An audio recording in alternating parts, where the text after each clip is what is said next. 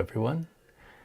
Hope you are having a great evening. It's evening here in North Carolina. Beautiful Wednesday. It's a little dry right now. It's been raining all week. We got 2.5 inches of rain yesterday, which is crazy.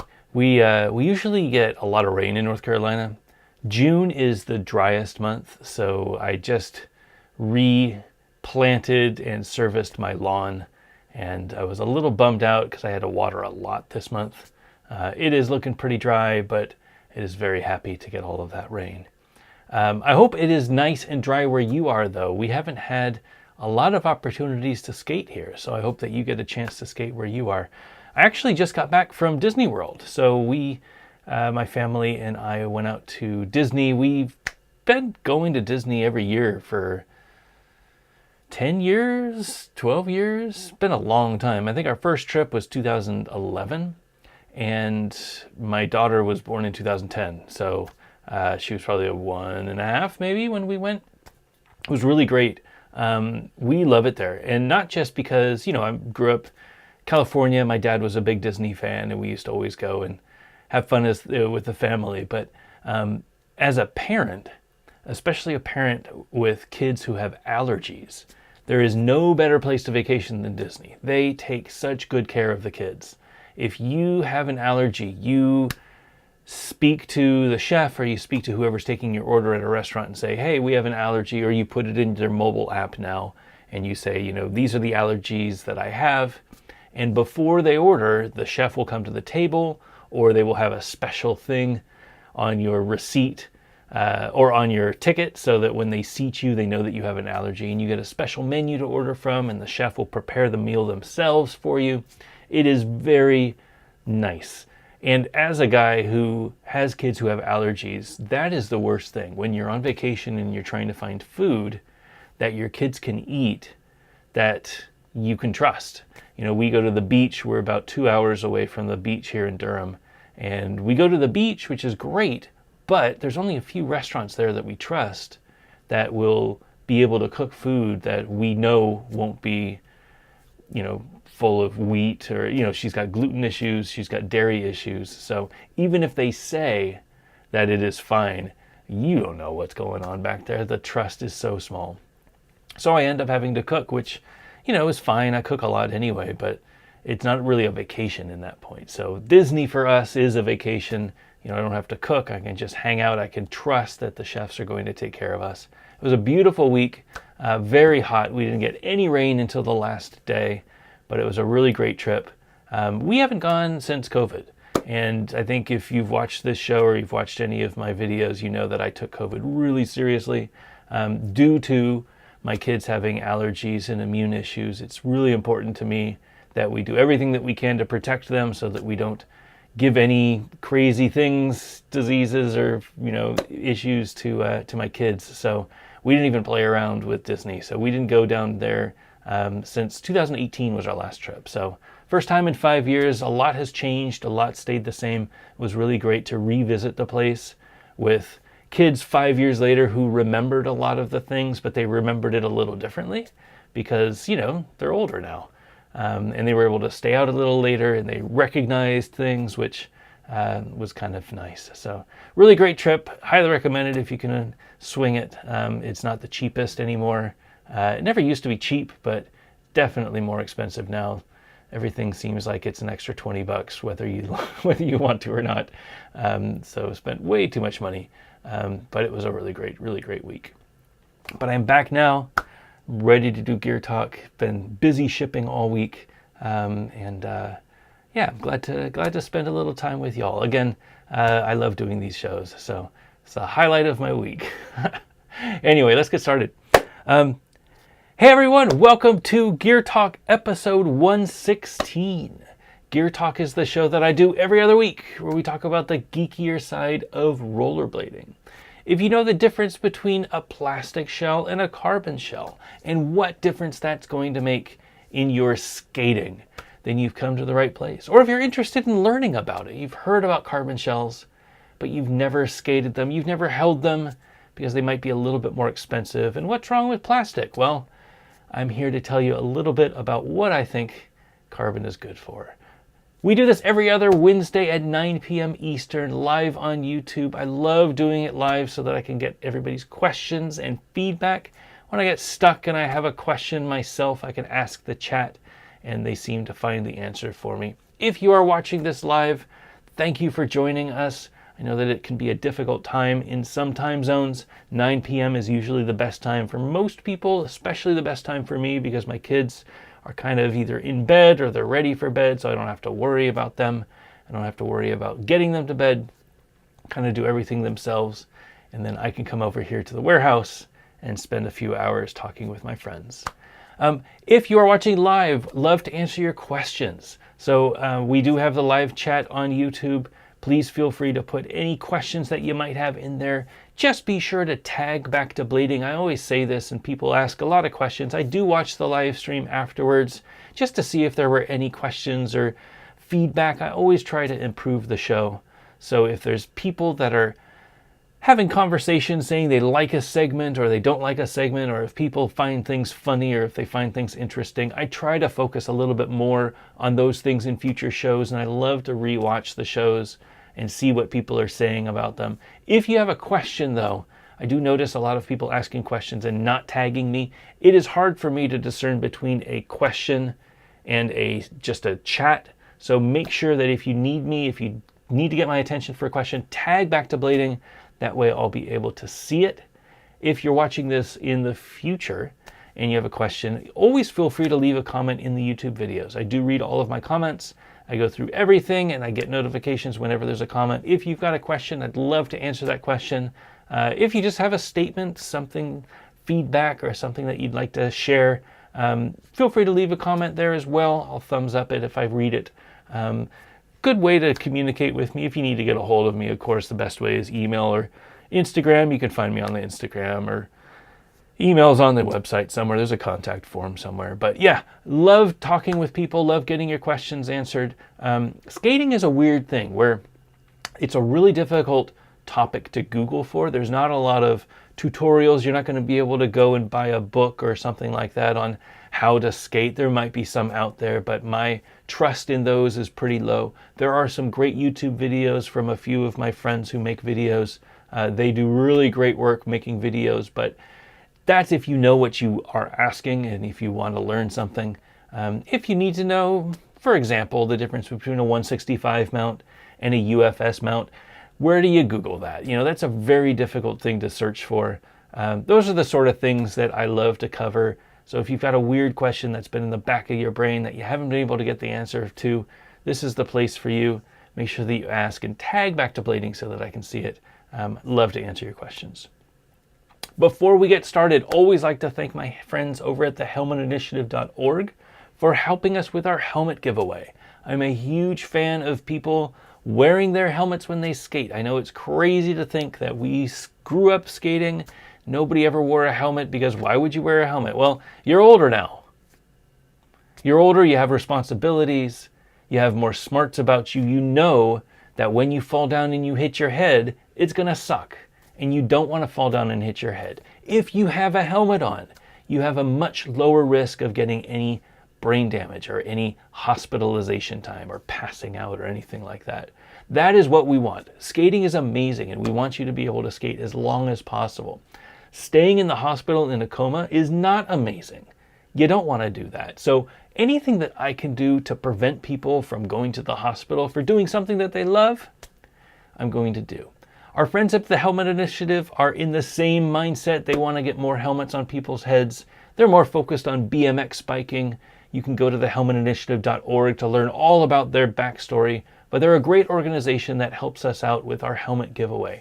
I am very fortunate to be able to give away one helmet for every episode of Gear Talk. And if you're interested in a helmet, doesn't matter if you're in the US or if you're outside of the US, go to backtoblading.com/helmet. Let me paste the link in the chat so that it's easy for you to click. Backtoblading.com/helmet.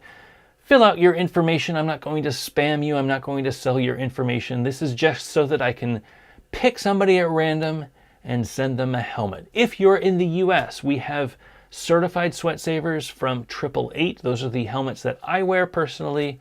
I would love to send you one. One person at random is going to win a helmet. If you're in the US, I will contact you and I will say, hey, you want a helmet?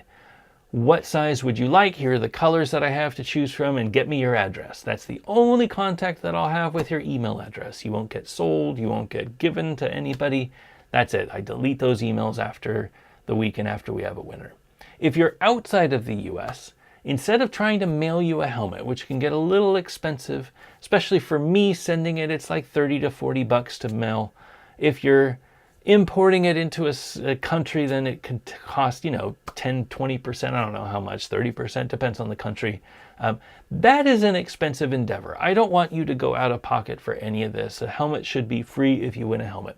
So I am going to send you some money in your local currency so that you can purchase a helmet, either PayPal or Venmo, whatever works for you. We get that money from the ads that show on the videos, the YouTube ads, and from our supporters at Patreon. Patreon.com/backtoblading for more information. A couple bucks a month really helps with our program. We don't do a lot of freebies or exclusives. Sometimes we post a podcast up there early so that you can listen to it. We'll post a few things here and there, but it's definitely not the place that you're going to go if you're looking to invest your money so that you can get some exclusive content. That's not the sort of Patreon that we run. If you're looking for something like that, there are other great blading Patreons out there. For us, we just wanted a way that people could support the channel, help us keep the lights on, keep the bandwidth flowing, and make sure that we have a way that we can send helmets out to people who need them. So if you've got a few extra bucks a month, we would appreciate it. It will go to a good cause. It will help people get a helmet on their head. Patreon.com/backtoblading for more information on that. And of course, the helmetinitiative.org if you want more information about a great organization that helps get people helmets. All right, usually at the beginning of the show, I do my current setup, but this week I haven't skated. It's been so wet, and unfortunately with me being out for the last week, I haven't had an opportunity to skate. The warehouse here is the only place that I could have skated, and it's full of boxes because we got a big shipment in on the Thursday that I left. I left on Sunday, so we got the big shipment in on Thursday, and it's just full on the mini ramp. So I haven't been able to skate the mini ramp, haven't been able to skate the boxes, haven't been able to do anything. I do hope to skate next weekend. I have plans on going out and skating up in the mountains again. Hopefully I'll be able to do that. I have been having a great time. I can give you a little update on the skates. So I was skating the standards. Those are the skates that I am currently developing. I know it's kind of crazy to think that somebody would develop their own skates, but I've been working on this project for a few years now. We have been testing the size 44. I've got a few people helping me test while I was out of town. We've got really great feedback. I've got some modifications being made to the molds, and I have my new samples actually on their way now to me. So I should have the V2 of the samples hopefully next week, hopefully in time for me to bring them up so that I can test them. A couple of the things that we've tweaked from the initial samples, we have new materials. So I like a little bit more flex in my skate. I like the cuff and the boot to be a little bit more flexible. I like the sole plate and the frame to be a little bit more stiff and solid. That's a good balance for me. Lets me do all of my tricks, gives me a bit more of a comfortable ride. But if the sole and the frame are really high quality material, they slide great and they last forever. The same material that we're using for the prime frames and for the 50-50 balance frames, we're going to be using for the standard frames and sole plates. Very exciting times. So those materials should be on their way now with a new skate. So I should have the size 44 that I'll be able to test. With any luck, fingers crossed, with any luck, this is the last one that we'll need to make because the skates fit great. And if you've seen any of the clips, you can see I've been skating my normal self. I feel really confident in them. I feel like the soles lock really great. I have no issues with Royales. Little tweaks to make them a little bit better, a little bit more dialed in for the way that I like to skate. And then I feel like we'll be ready to start production. It is June 21st that we're recording this. My goal was to start production in June. So realistically, it'll probably be July. Just being honest. We probably lost a week because China. Things take a little bit longer than you would hope, but we did have our feedback in quickly, And, you know, they have to remake the samples, they had to modify the molds. It took a little bit longer than I was hoping. So we're looking at probably beginning of July to start production, assuming that these next samples that I'm getting next week are dialed in. I don't see any reason why they wouldn't be, especially if they're little tweaks like, you know, colors or different cuff bolts that we want to use, things like that. Those should be really easy cosmetic stuff. So long as they perform the way that I want, I'm going to feel really confident in starting production, getting all the materials in so that we at least have them on hand so that when we give the final sign off, they can just flip the switch and start doing all of the production and make the liners and things like that. So fingers crossed we'll have something in July. It is June 21st that we're recording this, so that gives us a couple of weeks, and you should know more in July. Hopefully July, maybe end of July, we'll start pre-orders. I don't want to do pre-orders too early because I do have the money to start production. What I don't have is the money to get them out of production. We've got molds that we have to pay for. We've got the raw materials that we have to pay for. All of that has to be paid for up front. And then when they release the skates, that's when we have to do the final deposit. That last bit is where I'm going to need the pre-order money. So hoping to wait as long as possible. I know that people, they ask me every day, when are we going to be able to pre-order? I want to help you out. I want to support you. I love your support. I'd love to get your money, but I don't want you to give it to me yet. I want to take it when I need it. And, you know, maybe I won't need it, but realistically, I'm probably going to need it end of July, maybe beginning of August. It's really hard to say how quickly production goes, but that is my goal. More information to come. I'm really, really excited about them. Obviously, been skating them nonstop. That's the only skate that I've been on for the last month, and they feel great. Absolutely great. I'm really, really happy with them. They are the perfect skate for me, and I think we're going to make them even more perfect with tweaking the materials a little bit. So are they going to be the perfect skate for you? I really don't know. You know, I can't make the perfect skate for everyone, but if I follow my values and stick with what I think makes a great skate, I think that a lot of you out there are going to like it as well. As a reminder, we're going to do 4 shell sizes at launch. So I'm skating the 44. We will have a 42, a 40, and a 46.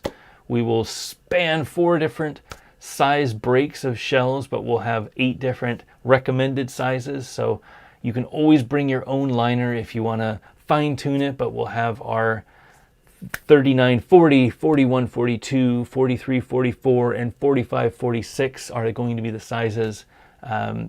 We'll release more information as we can, but if that's you, if you fit into any of those sizes, would love to get your feedback on them and love to get your support. If you're bigger, if you're a 47 or a 48, or if you're smaller, if you're a 36 or a 37 or a 38, we won't have those shells this year. I'm hoping to get those shells next year, but it really just depends on how quickly we can sell through these. I do have money scheduled out so that we can get those molds started, but we had to start with something realistic, and realistically 90% of skaters fit into those 4 shell breaks. So I want to make sure that we do everything we can to get those 90% skates, and then we will continue to making shells so that the 100% of people out there have a skate that will fit them. Fingers crossed that everything goes smoothly. Again, thanks everybody for the support and the curiosity. It's people like you who are watching this show who are really interested in that sort of thing. So I appreciate all of the questions. I hope to have a really in-depth, detailed gear talk when the skates are ready so that I can break down all of the design decisions that we made, because there are a lot of them. You know, if you look at your skates and you look at all the things, there are things on there that you have to consider. Like, why is the cuff like that? Why is the sole plate like that? What's the bottom of the boot look like? How does it mount? How does the frame mount to the boot? Does the frame mount to the boot, or does it mount to the sole plate? All of those things we had to consider. There are a ton of things that we had to consider with the liner, and I've never developed a liner before. A lot of thought went into these. Can't wait to share all of the information with you. Give me another couple of weeks. Let me get these final ones in, and then I hope that I can share a little bit more detail. All right. I think we are good with the early stuff. I do have a little bit of housekeeping. So I said that we had a delivery on Thursday before I left for Disney. We had wheels and frames come in. So a couple new products that I think you've seen by now, but I'd love to share with you. First that came in were the mushroom blading wheels. So we've been working with Todd and Joey at mushroom blading on their wheel line for the last year and a half, has it been? Yeah, year and a half. I think they launched in January of 2022. Over the years, they've filled out the line. So they started with a few sizes that they skate predominantly, and then they said, well, what other sizes should we make? What other styles of skating should we address? And they kept filling out individual sizes, 80 millimeter, 72 millimeter, 90 millimeter. Now they've released a 110 millimeter 87A wheel. These are called the doses. They're 110 millimeters, 87A. They're really designed for just cruising around. If you saw the video that they posted, it is the first video that I've ever seen like it. There's no skating in it. They are just coasting around. And if you read the description on the website describing what the wheels are for, that's exactly what they're for. When you just want to go out there and just skate and just take in the scenery, you know, where they live up in Kamloops is a beautiful area of Canada. If you look around, the scenery is amazing. If you watch any of the videos that they've put out, there's always these really beautiful scenic shots. Just going out there, putting these big wheels on, 110 millimeter is a really great skate, really great size for cruising around. Get to your top speed, you charge up these wheels with all of that energy, and then you can just kind of coast and just take it all in, listen on your headphones, things like that. Really great size for that sort of thing. They are 110 millimeter 87A. They are shipping to stores now. You can get them on our website, but you should be able to get them from your favorite skate shops in the next week. We started shipping on Friday of last week, Friday before vacation, and I've been shipping all week. So I've got a few more orders to go out this week, and hopefully more next week. It's been a pretty slow spring, but it feels like summer is starting to ramp up. So if your skate shop doesn't have these yet, make sure that you ask them so that we can get them in stock. Also, not only did we get the 110s, but we got a restock of 100 millimeter wheels, but this time they are 87A as well. So all of the big wheels from the 72 millimeter all the way up to 110 millimeter are the 87A hardness. This is a really great hardness for speed and durability. A little bit more cushion than the original 90A that they came out with. 90A is really good for slides and doing wizardy sort of stuff when you want a little bit of grip, but you want it to kick out a little bit and slide. Instead of the 90A, they opted to go with 87A for this run. A little bit more grip, a little bit more cushion so that they could do a little bit more all-around skating. I think they tested it with the 80 millimeter scribbles and found that that was a really, really great hardness for what they liked to do. The amount of urethane, because these cores are so big, these hubs, the amount of urethane is very similar to the 80 millimeter. So you'll still get the same amount of bounce, the same amount of travel without having too much urethane, too much slop. If you get a soft wheel and you've got a big amount of urethane with a small core, you start to get that flexy slop. Not a good feeling. These are really, really great responsive because they've got the big hubs. 100 millimeter 87A and then the new 110 millimeter 87A also available in shops if you're looking for them. Feel free to reach out to a shop if you've got any questions about them. For compass, speaking of cruising around, if you don't have a dedicated big wheel setup like a Powerslide Next or an FR1 and you want to skate some big wheels, Compass is the brand for you. If you're an aggressive skater and you have UFS frames, we really marketed Compass towards those skaters who don't really know what big wheel is all about, don't want to spend a ton of money on a big wheel setup, but want to be able to skate around their neighborhoods. We just got back in our 80 millimeter and our 70 millimeter wheels, which means that we can do our complete ready to roll setups. So these are the 72 millimeter Blue Ridge frames. They are a plastic injection molded frame. We actually use the same material on these frames as we do for the 50/50 frames. So it is a really high quality, stiff material. It is fairly soft and gives you a nice little bounce to it. It's not as hard as an aluminum frame, which is what you'll usually find with big wheels. We also have an 80 millimeter version. So this is 72. These are the 80s. They come in black or white. 72s come in black or white as well. 80 millimeter is kind of your all-around size. You're going to want 80 millimeter if you're just cruising around. If you've got a not super supportive skate, like a Majestic 12 that has a little bit too much flex, maybe a little bit floppy, you want something a little bit lower, like a 72. If you've got a little bit more support, 45-degree strap, stiffer cuff, you can get away with an 80 millimeter.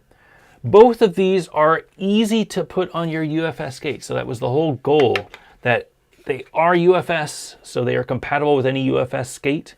And if you want to swap them out, you can access the UFS bolts from underneath without having to remove the middle wheel. So we shifted the wheels around on the inside to make it so that you could still access the UFS bolts without taking off the wheels. Reason for doing that is a lot of aggressive skaters want to skate big wheels. They want to skate around their city. They want to skate with their kids or with their partner or with their friends. And trying to get around town, skating anti-rocker on Featherlight 3s is a rough setup. Instead, just get yourself a set of these. They come with Swiss bearings, so you're going to be flying around. All you need to do is remove the 2 UFS bolts, pop off your old frames, put these frames on, put 2 UFS bolts on, and you're good to go. They should be available at stores as well. We started shipping out this week. You can get them on our website as well if you want. Finally, with 50/50, super thrilled about this project. We actually started this a while back. I had the wheels in stock, just waiting on the frames to come in for a few months, and I've been dying to share. But I haven't been able to because we're waiting so that we can have a really good launch. Super thrilled to have a frame for my good friend and probably one of the most legendary Australian skaters there is, Scott Crawford. So this is Scott Crawford's new Balance 2 frame. This is a signature frame for Scott. Didn't say pro frame. Have to specify that Scott isn't joining the pro team. Our pro team is set. I think we're really happy with our pro team. I wanted a way that I could give thanks to the skaters who helped us get to where we are today. And having a hugely stacked pro team, not only is a pro skater, you have expectations of the pro skater. They have to go on video shoots. They have to go to competitions, things like that. Scott's an amazing ambassador for 50/50 and for rollerblading. And I wanted to say thanks to Scott and any of the ambassadors. We have a lot of frames actually on their way. So that we can have a little bit of thank you to the skaters who got us there. Maybe they aren't pro, maybe they won't be pro again. You know, Scott was a pro in the 90s. He skated for K2, he skated for Cosmo, he skated for Jethro, he skated for a bunch of brands back in the days. And he's still holding it down in Australia. And I thought that there was nobody better to start this season off with except for Scott Crawford. Just an amazing skater, not only from street, but also vert, one of the few out there who still skates both disciplines. His frames are a beautiful light gray, black axles with a 2-color print. The logo has the nice blue, kind of a throwback to his Cosmo wheels, his signature Cosmo wheels back in the 90s. They are a Balance 2 frame, so they fit in a maximum of 60 millimeter wheel. I usually recommend skating them, if you're skating them flat, I recommend skating them with a 58 or a 56.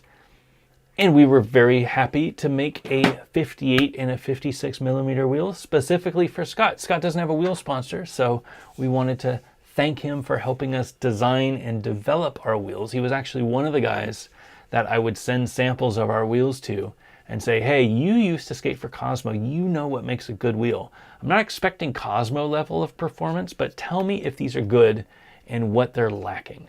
And he has been a huge help in providing feedback to get these wheels to where they are today. And some of the best wheels on the market, if you ask me. But these are his complete, ready to roll 58 millimeter frames. This is the Balance 2 frame with a flat 58 millimeter wheel. These are the Bullety profile, face profile wheels. They are an 88A. They are a fairly bullet. So if you look at the edges, you can see that instead of a rounded profile, they kind of come to a point and then they go flat at the top. The reason for that is you want a little bit of stability when you're skating, but when you're grinding, especially on ledges, you want a little bit more of that pointed edge so that you can slide on top of the ledge. With a 58 millimeter wheel, this has a 105 millimeter split. So you're gonna get a nice area in the middle. You won't get any wheel bite. For a flat setup, this is a really, really great way to go. Scott uses these mostly for skating around bowls, for getting a lot of speed. When you need a lot of speed, 58 millimeter is probably the best way to go. The 88A urethane that we use, the formula is really fast, really grippy, but it still has a lot of bounce to it. Really, really great setup. But not to be undone, we got a 56 millimeter wheel as well. So he does skate the 56 in the street. Scott, being a multi-discipline skater, skates the vert and the street. We wanted to do something that complemented both styles of skating. These are the 56 millimeter wheels. They're also 88A. They're also the blue to match the wheels, to match the frame, sorry. They are a 56 millimeter. They're our new 56 millimeter. They're more of a square wheel. They have rounded edges, so you'll get a little bit less wheel bite than a square wheel, a little bit more responsiveness when you're trying to skate around. But you can see very nice split. 56 millimeter is going to be a really low ride. If you're skating, you're going to have a little bit more lower center of gravity. The profile, because it has this nice wide flat area in front, really helps with toe rolls and heel rolls. Anytime you're going on one wheel, really, really great balance with that. Personally, I love this setup for skating flat. This is my preferred setup now. I like skating them on prime frames because I like that added split, the 120 millimeter of the prime frame. But if you're skating balance frames, really great setup for skating flat. He skates these mostly on skate park, you know, doing ledges and coping and rails and things like that, and then on street. Both of them are available now. You can get them from our website. Again, we're shipping out to shops this week. If you're in Australia, we've been working with Rampant Skate Shop to get some frames down there. He's got an order going out probably beginning of next week so that we can get some frames down to him. We do have a limited amount of bundles available that come in a special box that has them ready to roll set up so that we've assembled them for you so that you can put them straight on your skates. And they come with a special t-shirt that you can wear to finish off your setup. It's a really great light gray t-shirt with a matching logo with the blue and the white logo. It came out really good. They should be here next week, I think, along with the boxes, so we should be able to ship the bundles next week. But if you're interested, everything that I talked about over on balancedisc.com. As always, appreciate all of the support. It's been great to see people out there posting clips of themselves with the skates, with the frames getting the dust off for summer. Really makes me happy to see people appreciate all the products I've worked on. So again, thank you so much for the support, and yeah, make sure that you reach out to your local skate shop. Skate shops need some love too. Super important that we keep skate shops in business. It's the way that the local skaters get what they need and they can learn more about skating. All right, is that everything? Yes, housekeeping is over. Let's get to some of your questions. What is it, 9:30? 9:30. Let's get to some of your questions. A good 30-minute warm-up. Feeling fresh, feeling ready to talk. If you have a question, please make sure that you tag Back to Blading so that I can see it. I'm going to scroll to the top so that I can see all of the questions. And we do this again. We do this on Wednesday nights at 9 p.m. Eastern. So if you're interested in getting a live response, make sure that you join in. I usually start questions about 20 to 30 minutes into the show. So make sure that you tag Back to Blading so I can take a look at it. If you're watching this in the future, leave a question on the video.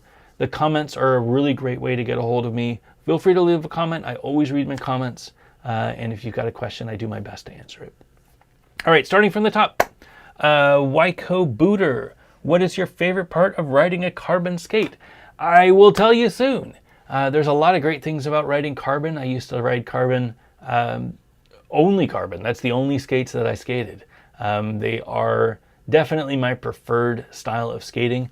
Now things are a little different because I'm making my own skates, but they definitely fit that specific niche in the skating world that I couldn't find anywhere else. So I will tell you all about it in maybe 20 minutes, maybe 30 minutes.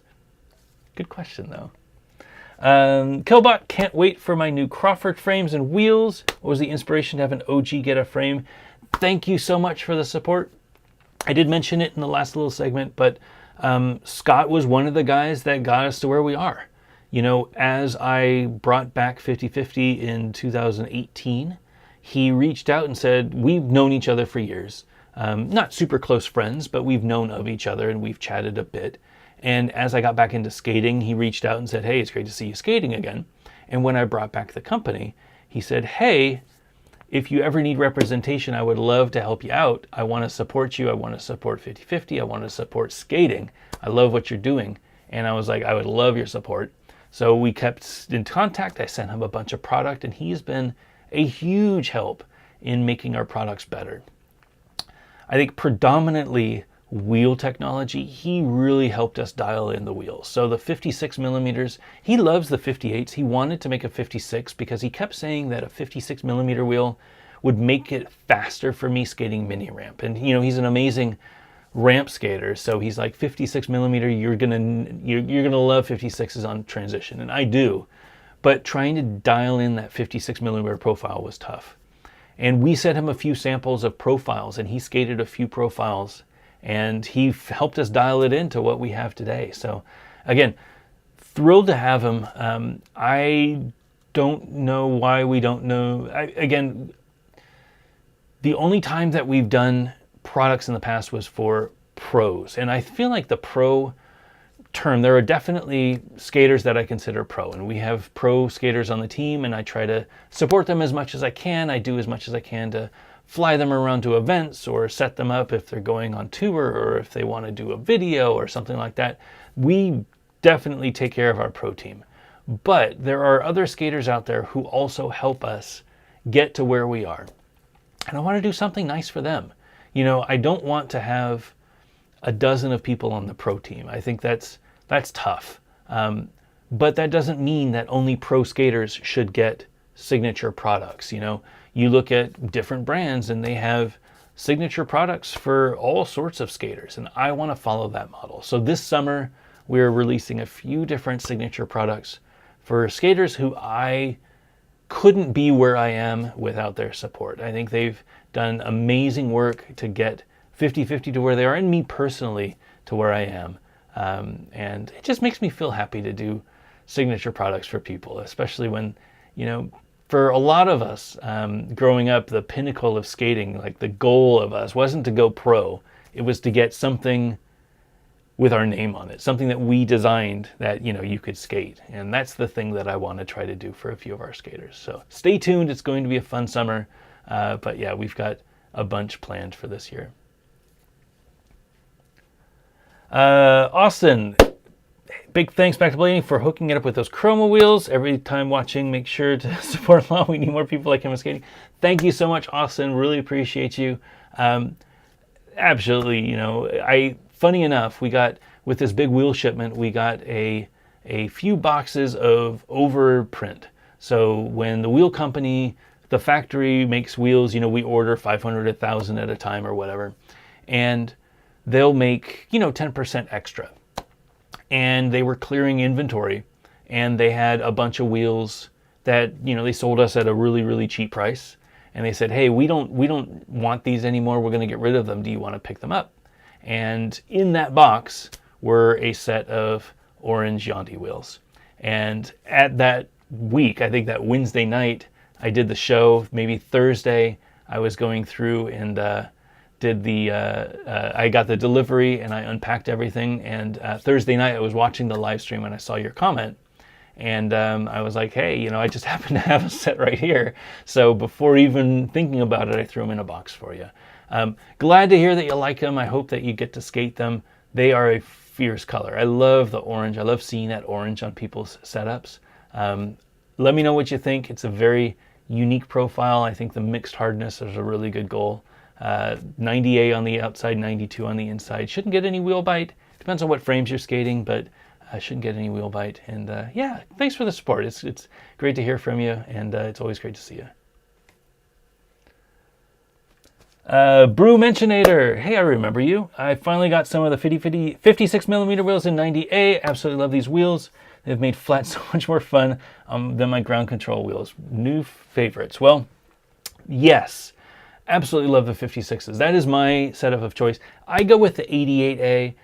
Granted, I don't have to pay for wheels. I have to pay for wheels. Like, it's not like they give me wheels, but I get wheels for a lot cheaper than you do. So 88A, you know, I'm 160 pounds, 165 pounds. Not a heavy dude. They last me pretty long, and I don't skate a lot of street. I skate mostly skate parks and mini ramps. So 88A is perfect for me. If you want something a little more durable, 90A is the way to go. That's what I would go. If I know that I'm skating a rougher terrain, I'll definitely go 98. Really glad to hear that you're enjoying it, though. 56 was a risk. You know, people haven't made a 56 millimeter wheel in a long time. There was the Undercover one, and Conjure made a few, and I think Red Eye made some. But really, there's not a lot of 56s. You find plenty of 58s, plenty of 60s, but 56 is a weird size. So investing in a new mold to make our own profile for a 56 millimeter wheel that not a lot of people make was a risk. I do sell a lot of them, though. I think there's a lot of people out there who love the 56 millimeter wheel, especially for skating flat. It is a really, really great ride. So thank you for the support. I'm glad you were able to pick them up and give them a shot. Ben Vanderhagen, subtopic that has nothing to do with carbon boots, t-shirts, specifically heavyweight shirts. Any chance Balance brands will use them? All these soft, light shirts make my OCD crazy. We use a few different brands of shirts. We do Comfort Colors for the Chroma brand, and we do Comfort Colors for Standard. We use Gildan for Fitty Fitty and Compass. I feel like the two different brands, you know, 50/50 is kind of an everyman's brand. Not to be sexist, every person's brand. It is a brand that we try to be cost conscious. People who are going to wear their shirts to skating, who want to support the brand, try to keep the costs down. Gildan is a fairly inexpensive shirt that I actually like. I think it fits really well. Comfort Colors are expensive. And, you know, we sell them at $30 in stores, and they cost a lot of money to make. So we don't make a lot of money on shirts. But I do think that the Comfort Colors are a nice heavy stock. I think you've tried them before. If you haven't, I should send you a set, but they are a great shirt. I would love to do more clothing. I have ambitions to do more clothing with Standard. I think Standard, not only as a skate company, but will be, you know, we've got a really smart, strong brand behind it. I think that we're able to do a lot more exploration with soft goods. So stay tuned for that. But yeah, we'll do as much as we can to make some good t-shirts for you, Ben, I promise. All right, where are we at? 9:45. Stubbs, any tips for someone with the Farmer Sway 2 trying to get the orange 909 cuff bolts on? The hole is shaped differently, and I've never customized shells before. Is it worth it? That is an excellent question. I have the Farmers here. And I have, you know what? My 909s are not here. My 909s, where are my 909s? Oh, they're here. But I swapped out the cuff bolts. So I'm using Fruit Tech for my 909s. These are the Fruit Tech cuff bolts. The 909 cuff bolts kept falling out. And funny story, I pulled up yesterday morning to the warehouse, and in the parking lot, I look down as I get out of my car, and there's a internal cuff bolt from a 909 hanging out in the parking lot. How do you know that you do sessions outside, grindbox sessions in the parking lot? Because you find cuff bolts in the parking lot. Yeah, I don't know what the answer is. I do know that the 909 uses a standard M6 bolt. If you're asking about the size of the ring around it, yeah, it looks like it's a little different. Maybe this is a little bigger. It's really hard to tell. There are some aftermarket 3D printed rings that you can get. So if you go to Oak City, I think they have a few of them. Not sure who else sells them. Maybe, no, them sells them, but I think they might be a different size. I'm not sure which ones the Oak City uses. But there are Oak City orange cuff bolts. They might only fit 909s. I don't know if they fit sways, but you should probably be able to find them.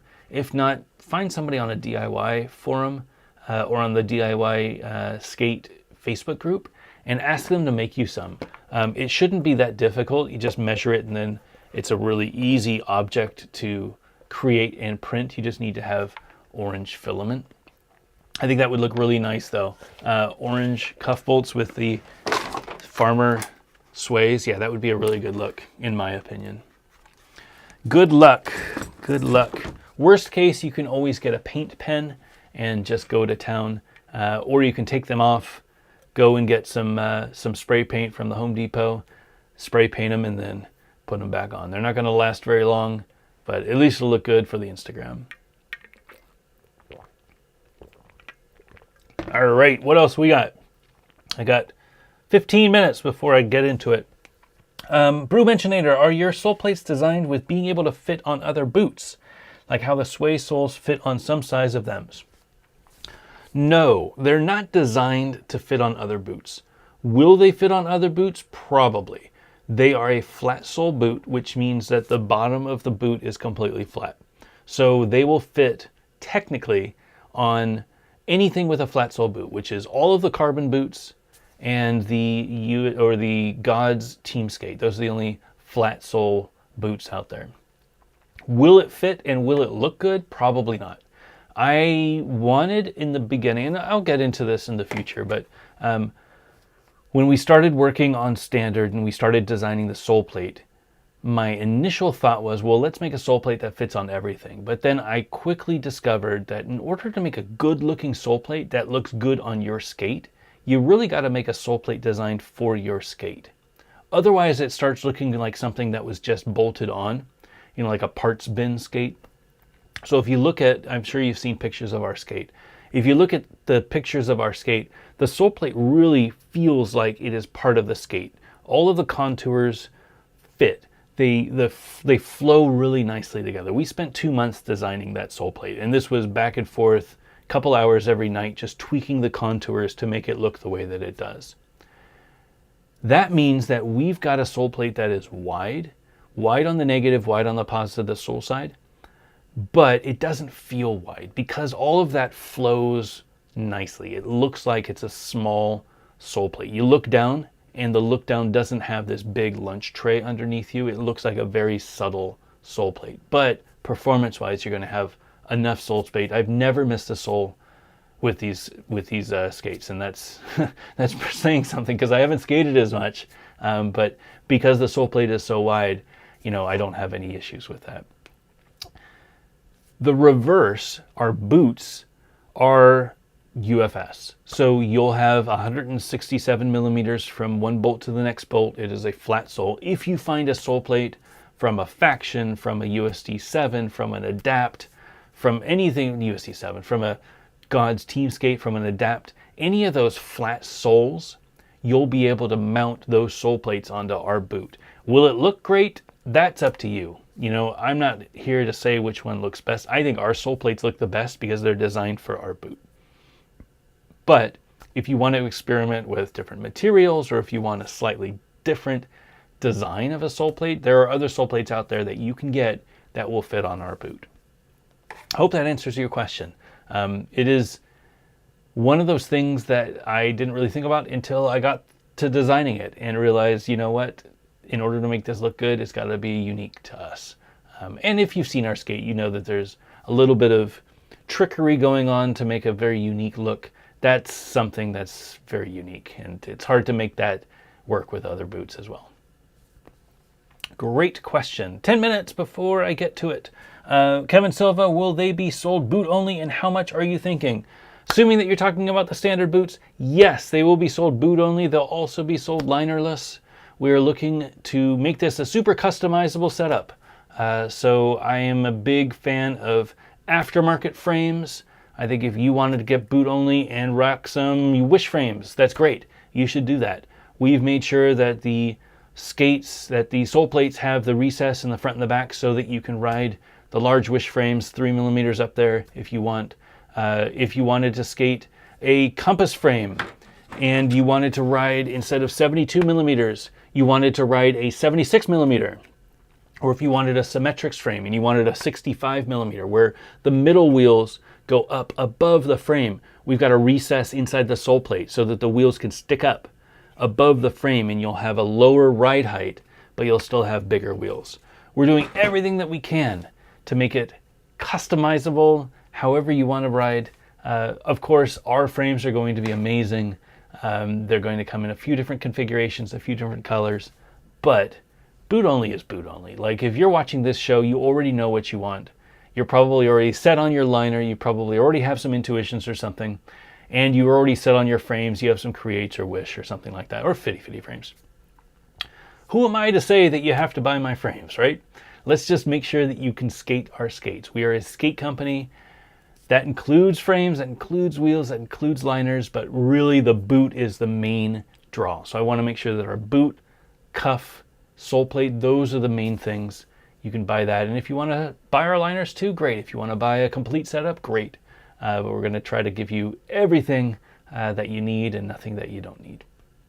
Pricing wise, I'll get into that later. We're still trying to standardize, or standardize. We're trying to nail down those, nail down those prices because we got a few more tweaks. I think the liner is done. We got pricing on the liner, but I think there's a few things that we need to get pricing on. So hopefully beginning of July. Fingers crossed. Great question though. All right. Sean Michelson, can you do me a favor and hold the Crawford frames up against the gray faction soles? Yes, gray factions. Here are the Crawfords, the 58s. They are pretty close. A little bit lighter. These are also, are these a large or medium? These are a medium frame, and this is a size 10.5 boot. So size-wise, it's going to be a little off, but it's a pretty good look. I think this gray is a little bit darker. This is a little bit lighter, but it's not bad. Compared to, what else do I have here that will work? Oh, get on there. Got it. Compared to the K2 Fatties, it's very close. Nobody's skating those, but if you had these still, they would look pretty good. I don't think anybody has these anymore though. What other skates look good up here? I don't have any other gray skates. My 909s, do they make these grays anymore? I don't think they make these grays anymore. It's definitely a lighter gray than this one. This is a fairly 40% gray. This is a 20% gray. I think Scotty skates them with white 909s and he skates them with the blue Clark's 909s, and I think both of those look pretty great. But they look good on any skate, especially a black skate. I think a black skate would look really good with those frames. All right, just reloaded. I am at 9:53. Let's do 5 more minutes, and then I'll get into the carbon boots. Russ Pittman, once wheels wear down, does the profile become irrelevant? Really great question. I think what you mean is this is a bullet profile. Once it wears down, so if it starts getting this edge off and then it gets down to, instead of 58, gets down to 54 or something like that, does it really matter? Does profile matter? I would argue yes. The profile that it came with, so long as it's a specific profile, will make a difference as the wheels wear. If you compare these two wheels, so this is a 56, which is a very square profile, and a 58, which is a rounded profile. If this were cut down by 1 millimeter, you would still have the same angle here. So when you're doing grinds on ledges, you would still get a little bit more of a slide than a bite. If it was a square 56 millimeter wheel, more like this, if this wore down 1 millimeter, it would still be just as square on the edge. So this profile really doesn't make that much of a difference. Most people don't wear the edge of their profile. What they usually wear is the flat. So the profile that you come with just becomes smaller and smaller, but it doesn't adjust the angle of the wheel on the profile. So yes, I feel like as you wear down these wheels, you will still get the benefits of having that profile as you wear down these wheels. You probably won't get any more benefits. The wheels will get smaller, which means that you'll have a little bit less wheel bite. But if you want less wheel bite, the angle of the wheel is the most important thing. A lot of people would think the small wheel would be better, but if you have an angled wheel, it's actually a little bit better for wheel bite because you slide on top of the ledge instead of stick on the ledge with a square profile. Great question, though. That's a hard one to explain. Gets into the physics and gets into the geometry of how the grooves work, and when you're doing ledges, you know, if you're skating just handrails all the time, it doesn't matter. But when you're skating ledges, how does your, you know, if you're getting boot down on a Royale, how does that angle adjust, and how quickly do you wear down the frame to start touching the wheel? And when you touch the wheel, what angle is that wheel at? A lot of things that I learned over the years of developing products and skating different wheels and realizing, you know, hardness doesn't matter as much as you might think. Most important thing is having a broken in wheel, get off that top layer, and having a really nice profile of a wheel. The more pointy the wheel is going to be, the more you're going to get a little bit more slide, a little bit less wheel bite on ledges. Great question. Blah buy or die. Will there be any chance for a 5-wheel compass frame? That is a great question. I haven't had any requests for a 5-wheel compass frame. That's not to say that we won't ever do one. I love the Wizard, Flatland, whatever you want to call it, world. I love watching everything that they do. There's some amazing skaters out there right now. I feel like there are pretty good options for them, though. You know, they've got obviously the Wizard frames, the PR80s and 76, PR76. You've got the rocker frames, you've got the endless frames, you've got the NN frames, you've got the Roca frames. You've got a bunch of, are those all of them? I think those might be all of them. You've got a lot of options for 5-wheel. Would we ever buy one? Maybe, or make one? Maybe. I don't like making things that just copy what's already out there. And I feel like I can't bring anything new to that market. First of all, because I don't really know that market. I'm not a great wizardy, flatlandy skater.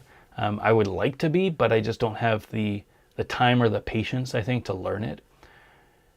And I don't know what makes a good 5-wheel frame. Compass is a weird brand in that it's really catering to people who are aggressive skaters who want to get into big wheels. In saying that, maybe 5 wheels is the way to go. But for me, when I go out and skate big wheels as an aggressive skater, all that I want to do is skate fast.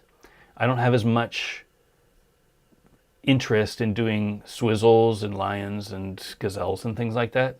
I want to skate fast. I want to do stair rides. I want to do wall rides. I want to do things like that around my city. So that's what I made frames for. 72 and 80 millimeter have worked really well for us. And you know, having a plastic frame, $60 is a really great bargain. I think if we did a 5-wheel frame, it would be expensive. It would be aluminum.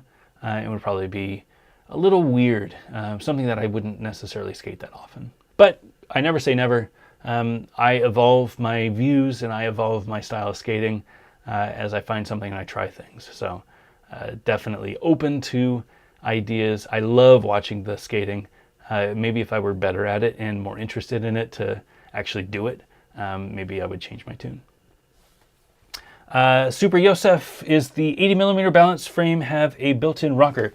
80 mil compass frame. Yes, a little bit. There's like a 1/2 mil rocker. So you can see this is a PVC pipe. It is completely flat. I'll turn the wheel around so you can see the graphics. You can see there's a little bit of a rocker. What is that, 1 mil? So just the middle wheels roll. You can see this front wheel not rolling. Middle wheels are rolling. Back wheel is rolling. What's nice about that is just gives you a little bit more maneuverability. It is 260 millimeters from wheel 1 to wheel 4. That is shorter than a large balance frame or a large prime frame or most large frames. But it is longer than most 80mm frames. Most 80mm frames try to get as short as possible. They're 243 millimeters. This, because we wanted access to the UFS bolts, we wanted to make it so that it was a little bit longer, and 260 was just that perfect number. If you wanted a little bit of a rocker, really great option for you. They wear in pretty quickly. We also build it so that the compass logo is only on one side. So if you are skating them and you want to rotate your wheels, instead of taking them and rotating the wheels individually, what you do is you keep the logo in the back, take this frame off of your left boot and put it on your right boot.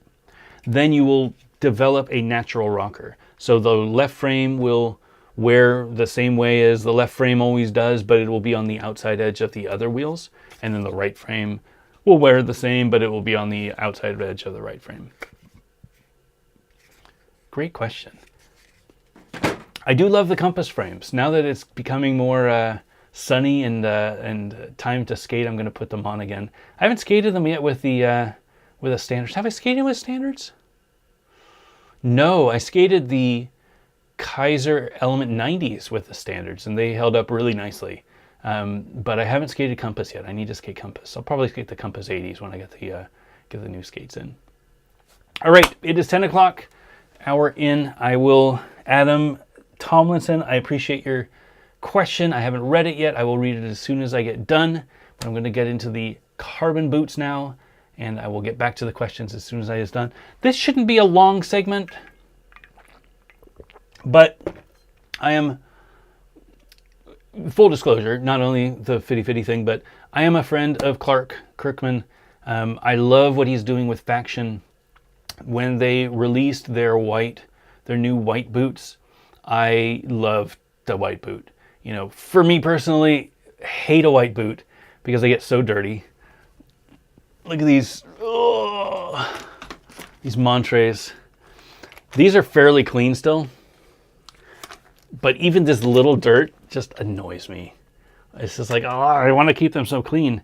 But I tell you what, these new Factions, the white and blue ones, just beautiful skates. I love what they're doing there. I love everything that they're doing.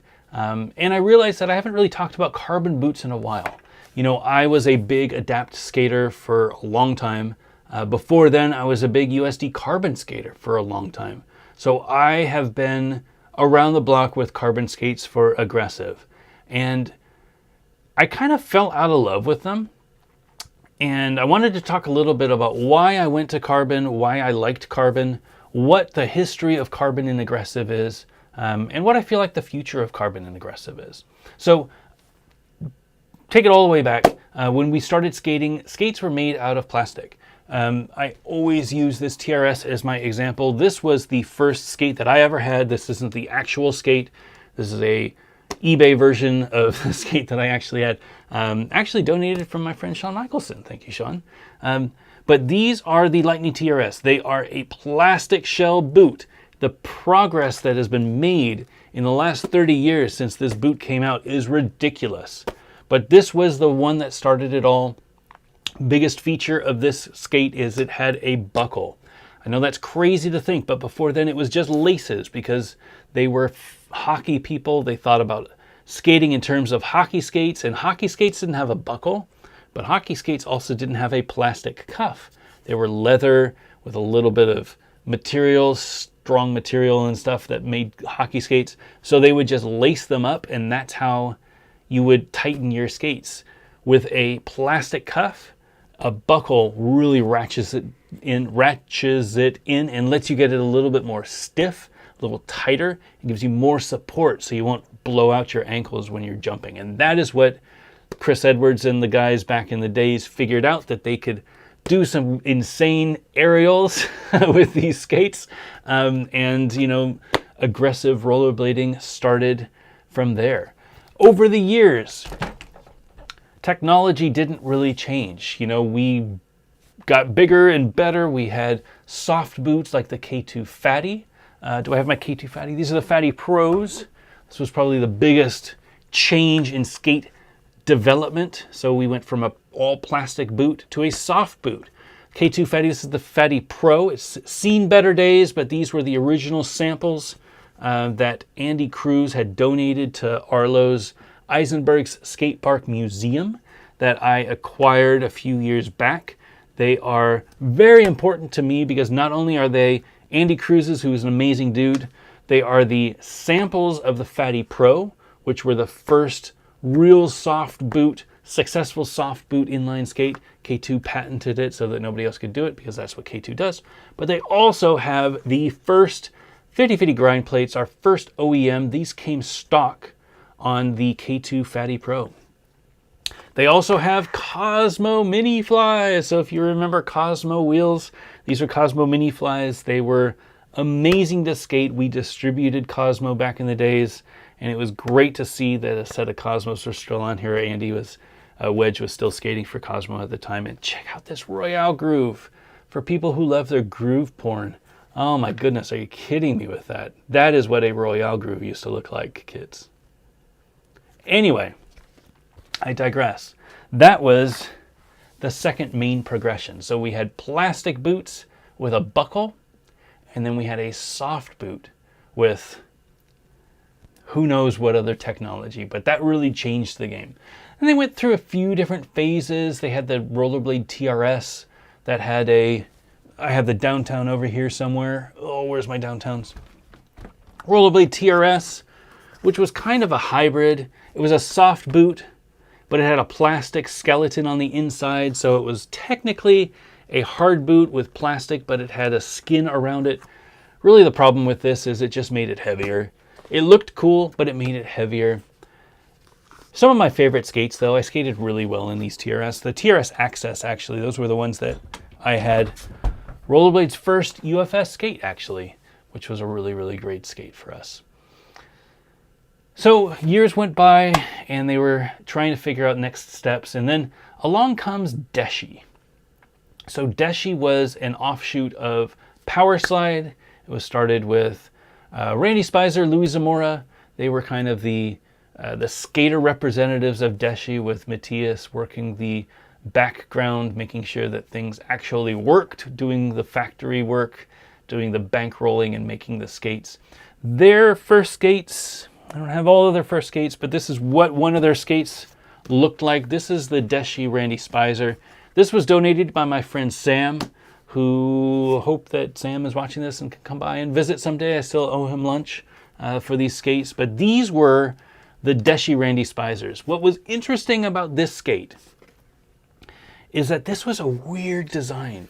So instead of a plastic, they used like all these different materials on the inside, different paper materials to make this boot what it was. If you hear it, there's like a hollow sound to it versus a plastic shell like an SL. This is like a modern skate. You can hear the clacking on the bottom, but this is plastic. Oh, I missed. Get on there. It's hard to put them on the hooks without my glasses. But this, it's a different thud to it. It was a very different skate, and they were sold boot only. One of the first skates, I'm sure that there were other skates that came boot only, but they were really designed as a boot company. They don't think there were ever a Deshi frame. They would come with Kaiser frames or USD, whatever frames, but they were a boot company. And Deshi really progressed that. They came out with all different styles. They made these amazing looking skates. So I have these Randy Spicers. I also have these Bloody Marys,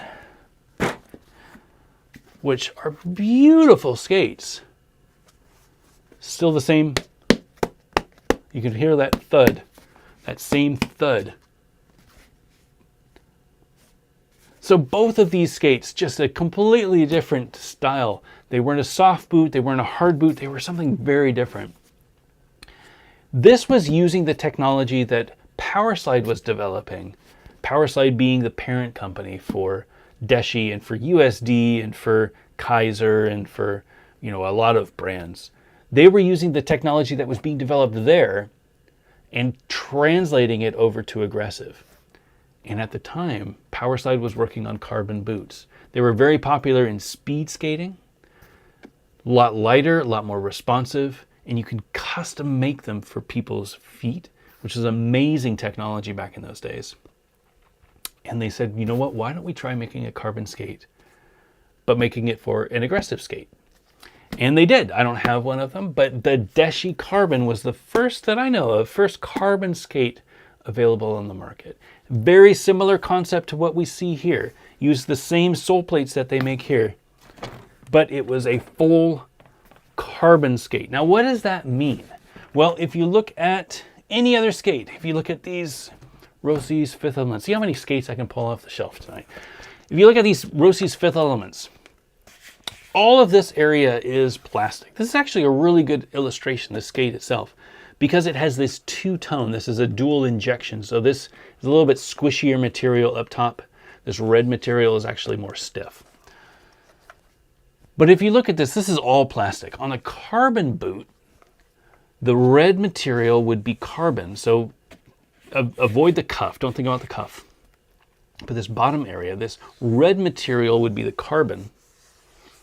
And then they would take a skin, usually made out of a leather material, nubuck, some sort of a strong material, and they would wrap, basically like a shoe, they would wrap the carbon and make this shoe sort of thing out of it.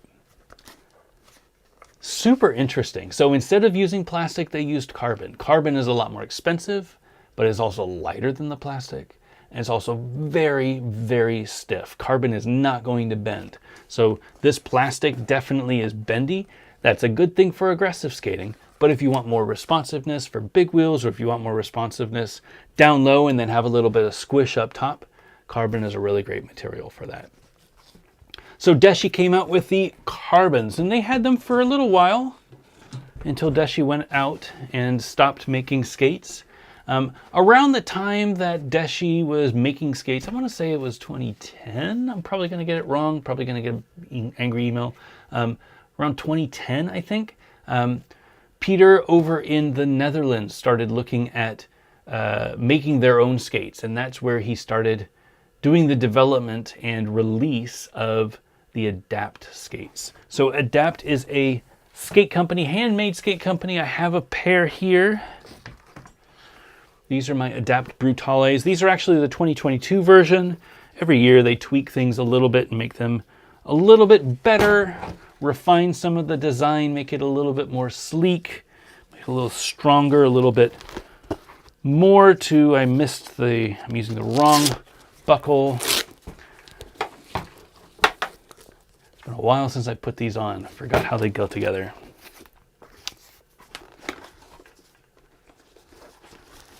There we go. The Adapt Brutale. These were the first carbon skates that I really fell in love with. I skated these when I was out in California. Steve Johns had a pair, and I was blown away because of the way that this was constructed. It was unlike anything that I'd ever seen. It was actually, I have the skates over there. Not these skates, but they were the skates that are over there. I think they're the 2018 version. If you look at this skate and you compare this to the Deshi, you see they look very similar, right? They are boots. You put a sole plate underneath. It's got a 45-degree strap, a buckle, and you slide your foot in the inside. Really no difference. The big change that came with the carbon boots is that the skin that wrapped around it was... Actually, let me take that back. The concepts that they developed with Deshi, with the carbon and with the regular Deshi skates, those are basically the foundation for all of the carbon skates that we have now. Big differences. With most carbon skates, the interior of the skate is non-removable. Why would that matter? Well, usually with a plastic skate, you've got a removable liner. So if you've got a skate, pulling out these SLs again, if you got this skate, you take the buckle out, and inside the skate, you've got a liner. Now, typically, this liner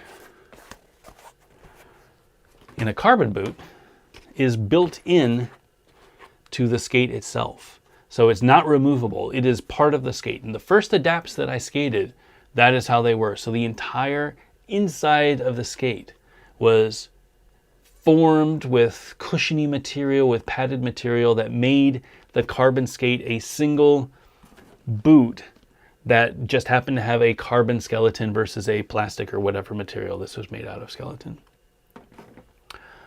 The USD carbons, which is the spiritual successor to the Deshis, the actual successor to the Deshis. So the first Deshi carbons looked actually very similar to these.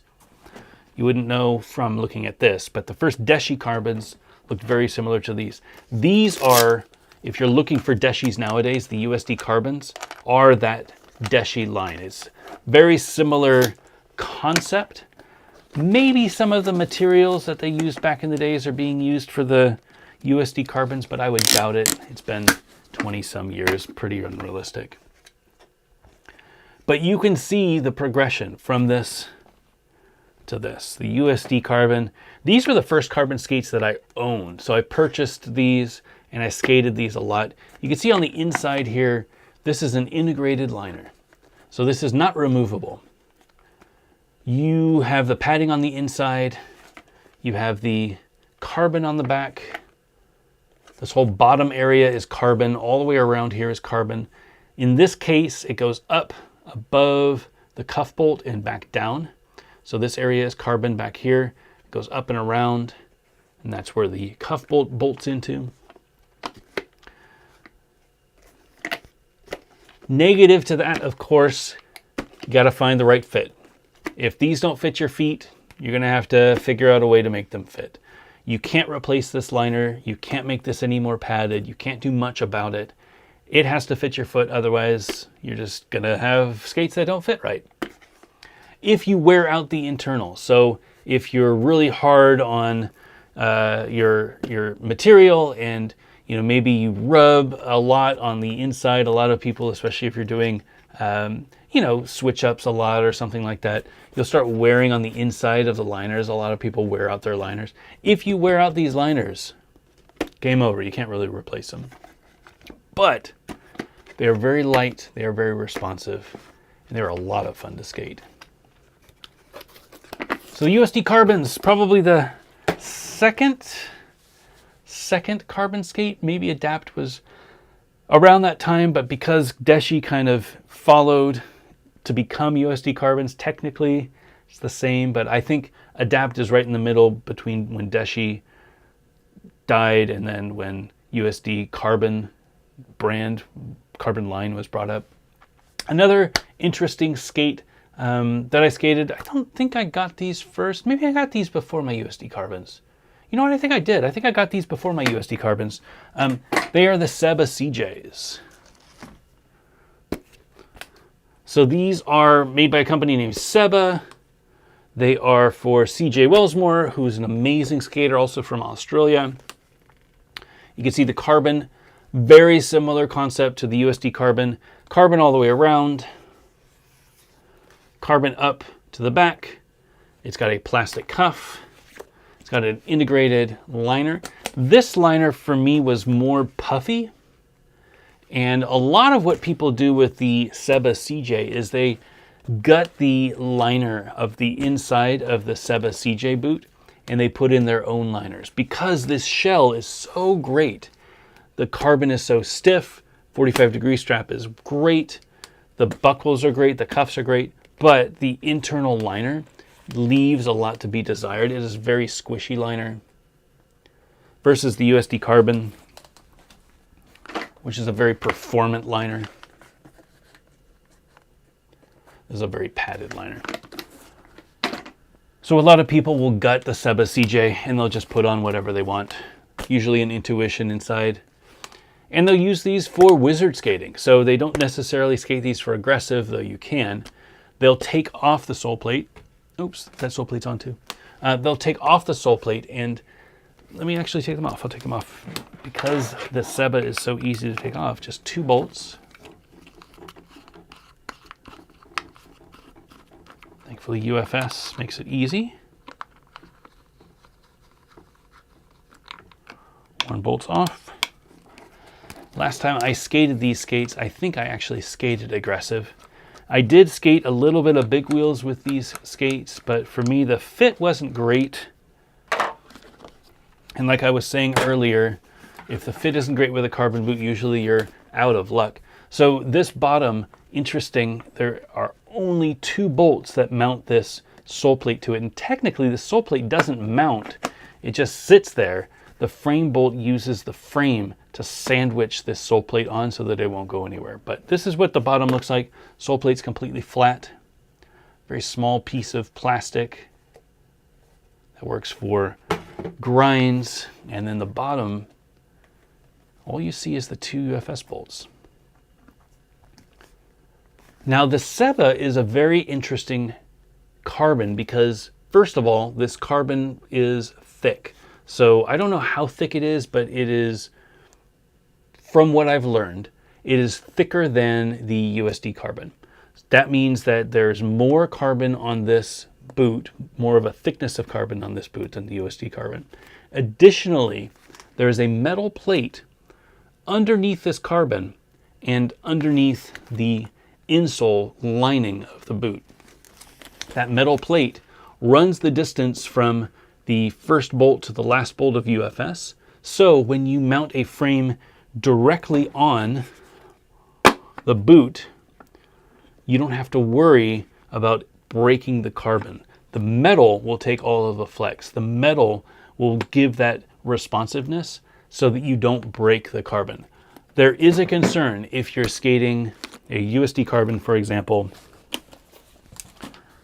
This USD carbon does not have the same metal insert that I know of. And the carbon on this USD carbon is smaller. Also, it's padded underneath, so you wouldn't really want to ride that. But if you were skating a frame directly on the bottom of this, you would probably get some flex and you would risk damaging the carbon. It is designed to be skated with a sole plate. It is not designed to be skated without the sole plate. The only skates that I know of that are designed to be skated without a sole plate are the Seba CJ and the newcomers, the Faction. I guess these are the Tactical V1s. I don't know what they're all called, but the Tactical V1s. This also has thick carbon. It also has a metal plate underneath so that you can skate them without the sole plate. So this is the Faction skate. These just came out last year. It's a brand new company. Again, full disclosure, I'm friends with Clark. These were a really interesting development. So Clark, is an old school skater. He was an ASA pro. He owns a house in Maryland that has an amazing skating area. I don't know what you would call it anymore. It's got mini ramps, it's got street sections, it's got rails, it's got tons of stuff that you can skate. It's a beautiful place called The Compound. And he got an itch and said, you know what? People are making their own skates. I want to figure out how to make my own skate, and started designing and developing the Faction skate. And these are a really great carbon boot. So the Faction skate is, again, carbon, same areas of carbon. Carbon goes around here. There is the nubuck or whatever material they're using for the skin, and then you have a plastic cuff. Key difference between all the other carbon skates that I've shown you tonight and this is that the Factions actually have a removable liner. Open up this buckle, 40 hard grease strap, and then you can pull out the liner. Get out of there. I have it laced a little tight so that it looks good on the shelf, but that doesn't help me trying to get the liner out.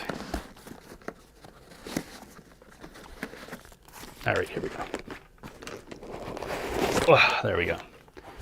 So this is the Faction liner. This is what the skate looks like without the liner in it. You can see on the inside, it is completely flat under there. This cuff is just kind of floating up there. You can see my hand goes kind of through the middle. On the other skates, On this Adapt, for example, this whole top area is the material. There's no gap. So it's just a cuff that floats up there. And then you put your liner in, you lace it up, and then you put your 45-degree strap in, and then you're ready to skate. The advantage to that is if this doesn't fit the right way out of the box, you can always swap out with a different liner. For me, these didn't fit perfectly. I tried a few different liners. I had a difficult time finding a liner that fit properly for me. I think that I got the wrong shell. I think I should have downsized. This always felt a little bit too spacious, a little bit too wide for me. But the option of changing out the liner, really, really nice. If you wear out the liner, you can always swap it out. If you want something a little bit more responsive, and then you want to go skate big wheels and you want something a little bit more comfortable so that you can do a little bit more distance, you have that option. You're using this as the base for what you want to skate, and then you can swap out the inside for whatever you want. One thing that the Adapt brings that no other carbon skate brings, in 2022, they started introducing a replacement or removable, I don't know what they call this, lining, I think they call it. It is not a liner, it is lining. So it is not as customizable as the fit is with the Faction, but you can pull this out.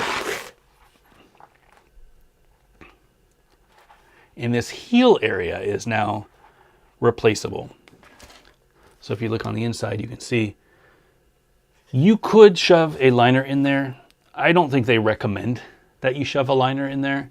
I think they recommend that you skate them the way that they are, and they have this heel thing that sits back there and gives you the comfort.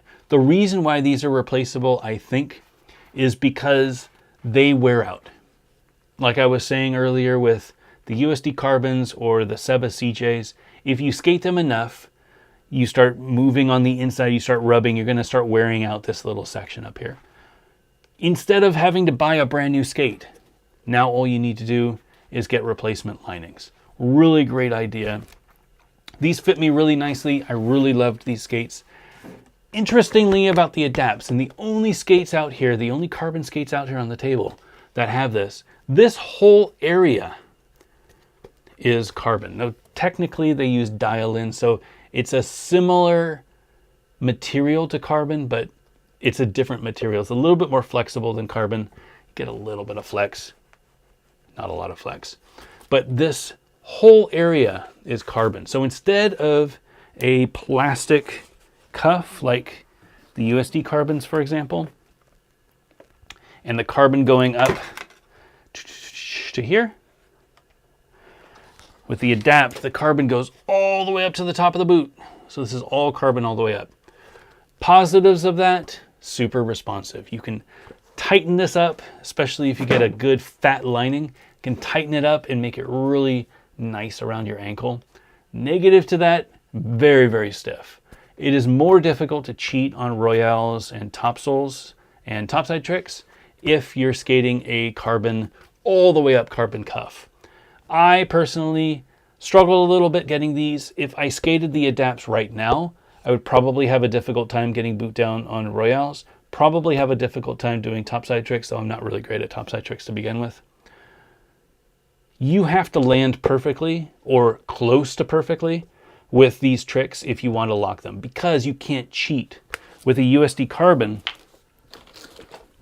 if you lock in on a royale and you're still kind of boot down, but you're kind of more on the front side, like fast slide style, you can push your foot down. And because this carbon stops right below the cuff, you can push it, and there's a lot more flex in this cuff.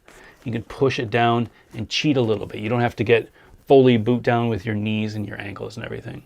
Not the case with the Adapts. You really have to commit. You really have to get yourself set. For me, that was a really difficult transition. As I skated the Adapts more consistently, month over month, week over week, I didn't have any problems with it, but there is a learning curve and there is an adjustment. If you have old knees like I do, it might be more difficult for you to skate and Adapt than it would be for any other carbon boot because it has a plastic cuff versus the Adapt having the carbon cuff. So those are the carbon skates that I have. The only few that I'm missing are the Icon. The Icon is an offshoot of USD. They make a skate that's very similar to the USD Carbon. The big difference is they do have a removable liner and they have one with a carbon cuff. So two features that, again, I think a removable liner on a carbon boot is really cool. The carbon cuff is a little questionable for me. I don't know that I want that level of responsiveness. Again, that's my biggest gripe with the Adapts, is that the carbon cuff is so stiff. It makes some tricks difficult. Again, some people like that sort of thing. For me, it's not really my preference. And I think that's it. I don't think there's any other carbon aggressive boots. There are a few other carbon boots from Adapt. There's the Superleggera. I think it's called the Superleggera. That is the aggressive version of it. It is a full carbon, again, full carbon boot. It's pretty fierce. If you haven't seen it, definitely Google it. I worry with that it's so expensive and so pretty that I would fall down. Because if you look at, any of these skates, you see I fall down a lot. Like this toe is just tore up. I would be scared to hell of damaging that carbon. And heaven forbid I crack carbon, so that's definitely a concern. Looking at all of these skates, what are the benefits? What are the negatives? And ultimately, why did I stop skating them again? Definitely one of the biggest benefits is, for me, it is a flat sole. Every single one of these boots is a flat sole. What that means is the bottom of the boot is completely flat.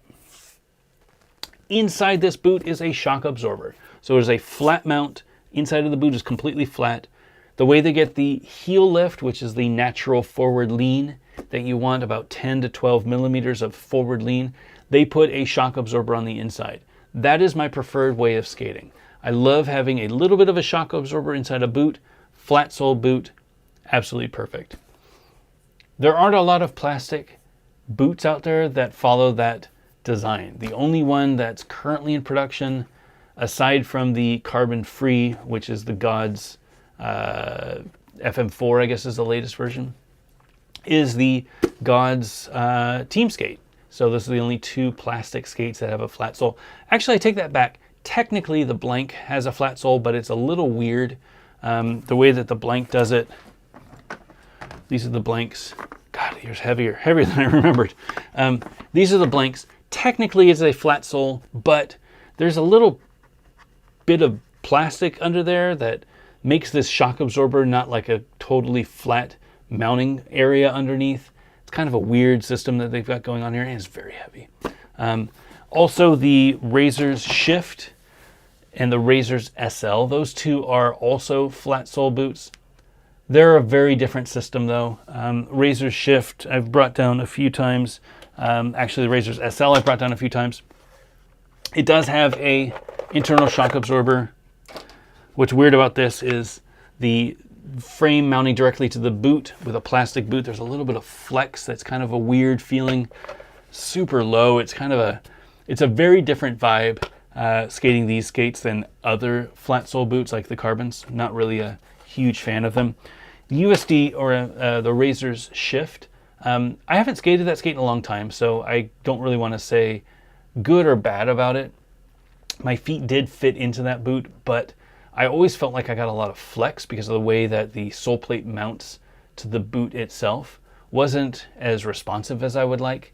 The frame mounting directly into the boot is the way to go, but you're going to need some carbon or a sole plate to keep the boot from flexing around, and that's something that I don't think the Blank or the SL do very well. So otherwise, that was why I liked skating Carbons. When I started developing my skate, our plastic boot is going to be a flat sole. It does have an internal shock absorber. I've been skating that for the last month, so definitely not look like I'm going to go back to Carbon anytime soon because I found what I like. I like a flat sole boot, internal shock absorber, a lot of flex in the boot. What I was able to get from the Carbons though, I really love the ride. I think the responsiveness that you get with carbon is second to none. The fact that you can kind of turn on a dime really feels good, especially coming from my hockey background. When I'm just skating, it feels really great to just skate. The big benefit in my eyes to carbon, so it is a little bit more expensive, it might be a little bit lighter, but those are all kind of negligible. You know, if you've got the money, doesn't matter if you like carbon or not. Get the skates that you like, that looks good. From a feature to feature perspective, most of the carbon boots out there are going to be better for you and provide more features than non-carbon boots, simply because they are higher end. If you want a little bit more flex, go with the USD carbons. Maybe go with the factions. If you want a little bit more stability, go with the adapts. Maybe go with the Seba CJs. The beauty of carbon, and the reason why I actually love carbon skates, is personified by what faction is doing. And that is, they've built this foundational skeleton. So inside the carbon, you know, you've got the carbon shell on the inside. They've built this skeleton. All they need to do is replace this skin and they can have a completely new skate. So this year, John Fromm got a signature skate from Adapt. It is white with black. It is a very similar design to this. It uses the same foundation as this Brutale, same sole plates, same concept, as far as I know, same concept with the dial-in and the areas that it's supportive and not. But it's a completely different looking skate because they use a skin, because the skin is adhesive mounted to the carbon. They can make new skates, completely new, small runs. They don't have to do huge minimums of, you know, thousands of boots at a time in one color. They can do whatever number they want, just do the carbon, make a skin out of it, and they can make it a very unique experience. You look at what Faction's been able to do. They've had 3 skates already, and I know that their numbers are not in the thousands of skates. They're in the hundreds of skates, but they make it work. And the reason is they can come out with really unique looking skates every 3 to 4 months. And that is the beauty of carbon, that they can replace, they can reuse the tools that they've already made. They can reuse the sole plates, the hardware, all of that stuff, changing the skin, making a skate look fresh. I'm 100% down with that. So benefits of carbon, you know, mostly they have a shock absorber. I love a flat sole, a lot of responsiveness and the customization. Negatives of the carbon, it's going to be a little bit more expensive. It's going to be a little bit more of a rocky ride, even with that shock absorber. It's a solid ride. It's not going to have the cushion that a plastic boot is going to have. And yeah, I think they're great. You know, if I weren't working on a plastic boot myself, I would probably still be riding the Adapts. They are my favorite carbon boot, even with the stiffness up top. When you take your foot out of skating and Adapt, it feels like you've just been in a nice pair of athletic shoes. It is so comfortable, feels so great. It was the real differentiator between any of these skates. It is 500, 480, I think 450 boot only, which is a lot of money. But you know, if you've got the means, I highly recommend it. If you haven't skated a carbon skate, you really can't go wrong. They're all really great skates. I would find the one that looks best for you, find the one that you think will fit best for you, and then give it a shot. It's definitely a different experience than any plastic boot that you've had, and I think that you'll really appreciate the performance. All right, have you ever skated a carbon boot? Do you like carbon boots? I heard a lot of people in the comments who love their carbon boots, a lot of USD fans, a lot of Adapt fans, ton of Faction fans. It was a really great showing. There are a lot of carbon up there. I don't see it a lot in my local. I think most people in my local skate plastic boots, but I know there's a lot of people skating carbons out there. Love to hear from you. Let me know what you think of the carbons. Why do you skate carbon? And why don't you skate plastic? What is the big difference for you? That's what I want to know. All right, let me get some water.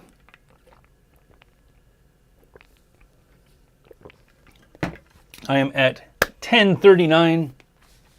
I will answer a few questions. I probably won't stay too late, 20 more minutes. I will go through as many questions as I can. If you have a question, tag Back to Blading in it. And if you're watching this in the future, leave a comment, Back to Blading. If you're looking for a helmet, again, I'm going to give away one helmet for every episode of Gear Talk. Backtoblading.com/helmet for filling out your information so that I can pick somebody at random. And let's get started. Let's get on some of your questions. Adam Tomlinson, just finished skating my P-Rail for Go Skate Day and landed my first ever backside and switch frontside. Along with a sketchy, sweaty, and royales. Thanks for your tutorial video. Thank you so much. Thanks for watching. I have eaten so much. I've fallen so hard with backsides before. Backsides for me are one of those tricks that I always get really scared about, especially on ledges. I always get scared that I'm going to get too far up top and my wheels are going to slip out and I'm just going to fall forward. A little bit less on a P-rail or a rail, but definitely on a ledge, I always get scared about that. I've been doing back royales for a while though. There is a level of comfort that you get from doing backside tricks that you can kind of sit down. You know, if you're more comfortable with it, you sit down on the ledge, sit down on the rail, and you're okay, catch yourself, versus doing it front side where you're kind of exposed, your shins are all up there. Great to see that you're doing royales. That is a really difficult trick. Hope that the videos helped you. It took me a long time to learn a proper royale. I feel like when I was learning them when I was younger, it was all in the ankles. And as soon as you get over the fact that you need to bend your legs, and it doesn't mean bend your legs by getting low. It means bend your legs by pushing your front foot out and adjusting that center of balance. That was the secret for me for royales. And, you know, it's my favorite trick now, especially back royale. I love just getting low on a back royale. Keep at it. I hope you can get it. Longer ledges are easier. P-rails, you know, if you've got a 10-foot P-rail, I think that would be really fun though. A little bit higher. You don't want something too low on a royale because you gotta kind of pick up your feet. You won't want to jump down, and if it's a low P-rail, it's kind of hard to do that. But yeah, if you're at like 12 inches or so, I think picking up your feet to a back royale, I think you can learn that pretty easy on a P-rail. Good luck. Great skating today. Wyco Booter, have you considered sponsoring younger skaters, 18 and under, and try to promote the younger generation of skaters? I would love to. I think there are less younger skaters hitting my radar that I wish there were. There are less. I'm aware of less younger skaters than I wish I were. You know, I think the kids over at Soul Skaters in Korea, amazing skaters. I see younger skaters, obviously Nicole in Brazil, I think she's 16, 17 now, amazing skater. It is hard for me to find kids that are that age that kind of have that thing. You can see stuff on Instagram. I don't go to a lot of events, and unfortunately at our events, I didn't see a lot locally that really caught my eye.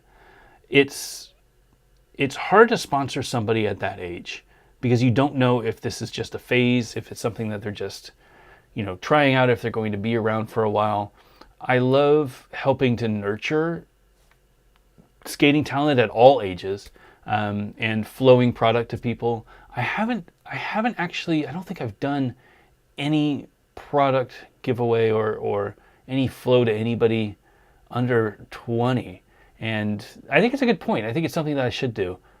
If you have a skater that you think is good enough, tag me on the Instagram and let me know. I always look at my comments and whenever I get tagged on posts. If you find somebody out there that you think would be a good representative for any of the brands, or is just a really great skater out there that could use a little flow, let me know. I'm always looking for new talent, and I would love to sponsor more young kids. I think it's, again, not just the future, but as my kids are younger, I want to make sure that they have people out there that they can look up to that are doing the thing. not just old 30-year-old dudes.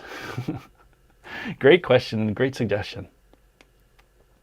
Zach Markham, the skate park Discord pulled it off. They funded me with some new skates, thanks to weather slowing yard work and a dip back into depression. I haven't been motivated to practice though. Well, Zach, it's great to hear from you. I am glad that you got some new skates. I would love to hear what skates you end up getting. But it's awesome that you have the option to skate. You know, not everybody has the motivation to skate every week. I think, you know, you've got to find what makes skating fun for you. For me, you know, there's a few aspects of skating that I really look forward to.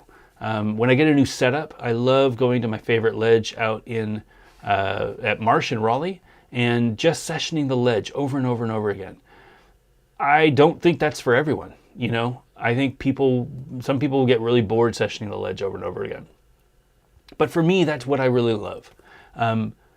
For you, that might be something completely different. And I think it's important, you know, I can totally understand the depression, not wanting to go outside, especially with the way that the weather is lately, you know, if it's raining where you are or if it's super hot.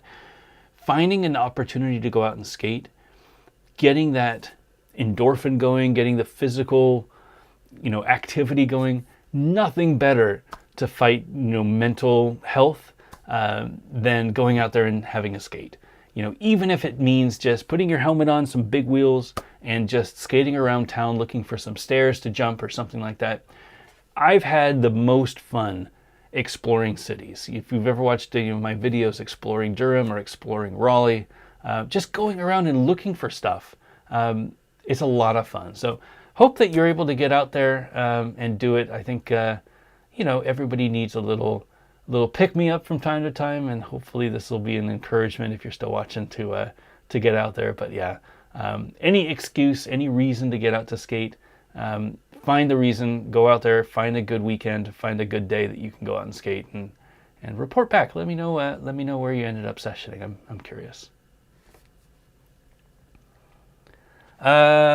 Beach Bum Barbecue. What's a good 72-60 pairing for Wish Classics? I've got 60mm USD stock paired with 72mm cheap Chinese wheels.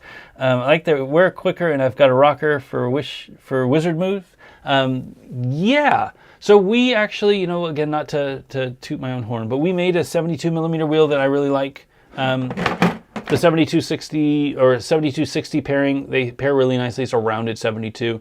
These are 85A. If you're looking for something a little bit harder, the mushroom blading wheels are 72-87A. They are the same profile, the same formula, same manufacturer, so they're going to be really high quality as well, but they're a little bit harder. Might be better for aggressive. 85A really just designed for skating around, more cushion, more grip. If you're skating Wish frames, though, this is the setup that I started with. Actually, the reason why this wheel is called the Durham wheel is because I skated a 72-60 at the Durham skate park. That's where I first skated the Wish frames and fell in love with the Wish frames. So I wanted to name the 72mm wheel after that skate park. That's why they're called Durhams.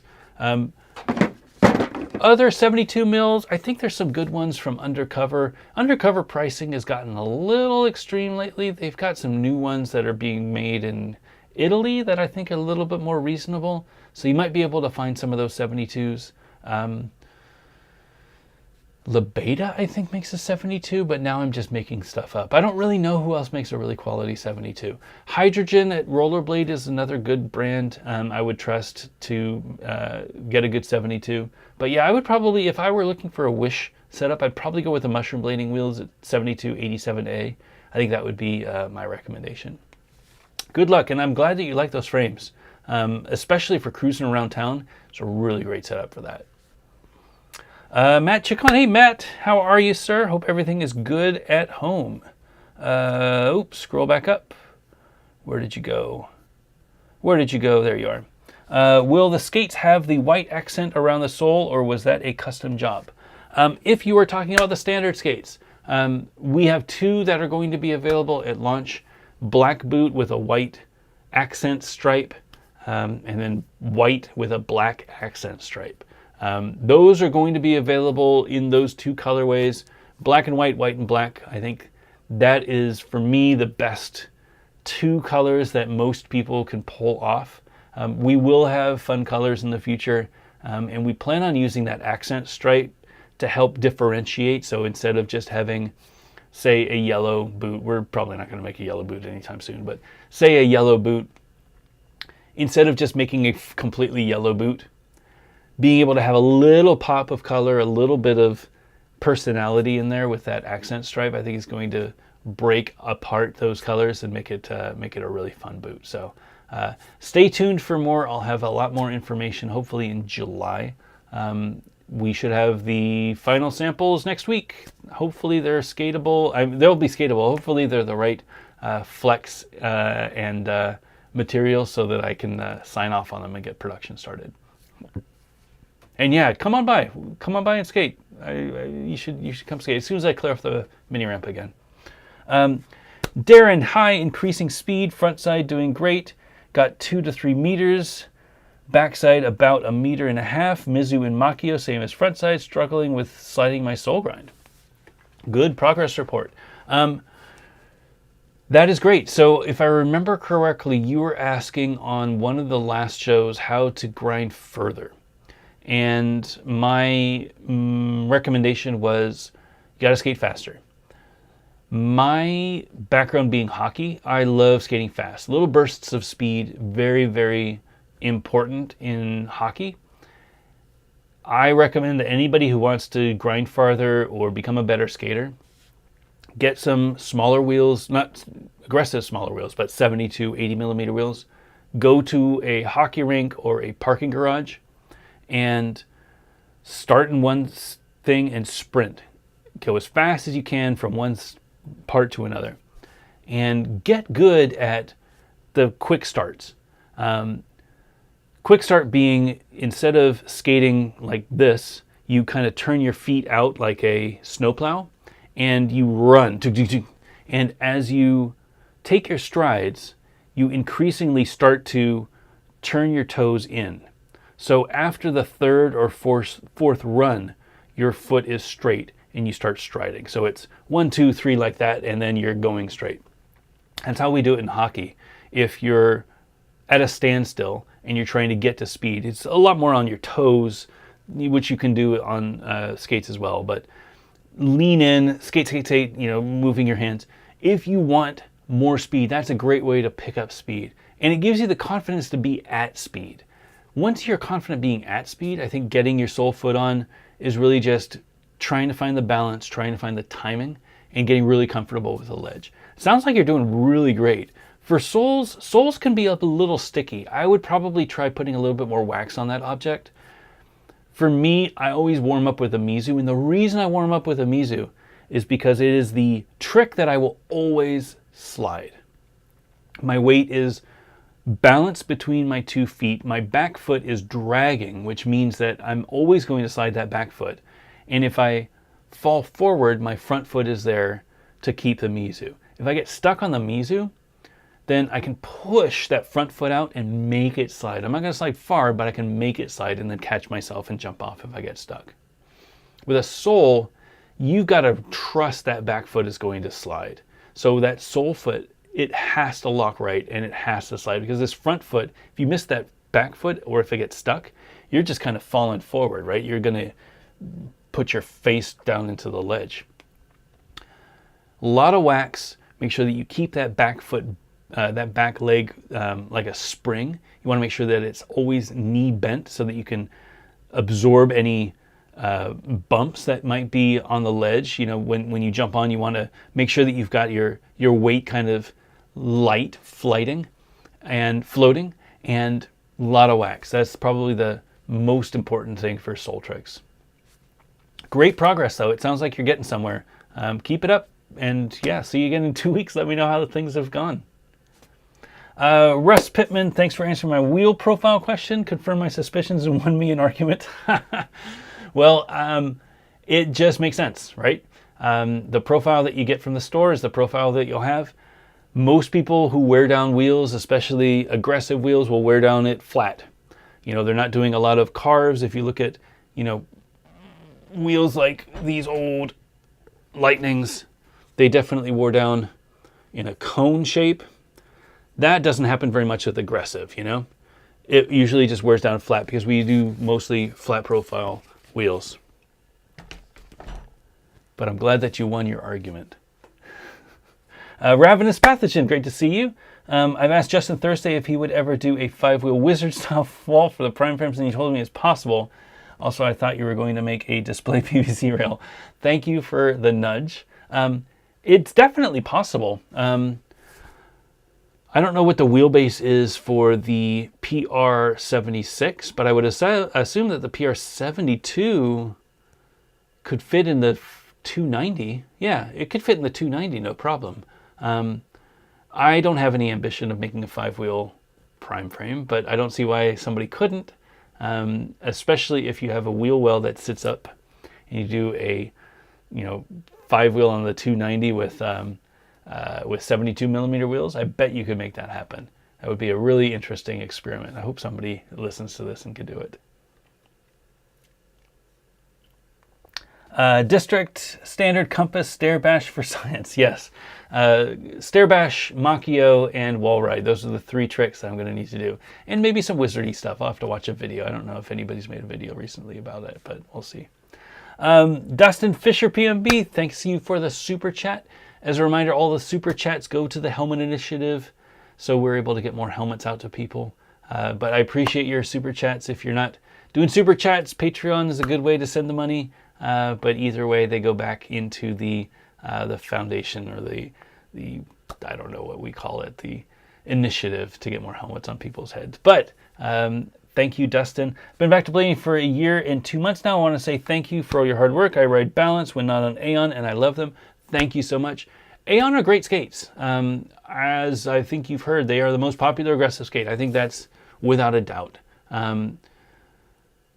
I wish that there were more customizations available for them. I wish that the soles were faster.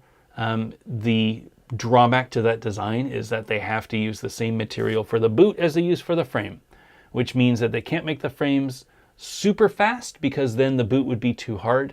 They can't make the boot super squishy because that would mean the frames would be too soft. So it's a really tricky formula that they have to do with the plastic. But I think of all of the skates, that's the most interesting skate that we have. The fact that they're non-UFS, I love that. I think it's such a brave choice that they said. Gets the cost down. They can really ship a really high quality skate at an affordable price. So definitely a huge fan. Ben Benner again, don't forget about the USD Carbon 1. Yes, the USD Carbon 1, they had removable liners. Carbon 4 had removable liners as well, I think. There were a few USD Carbons that had removable liners. I think that's what you're talking about.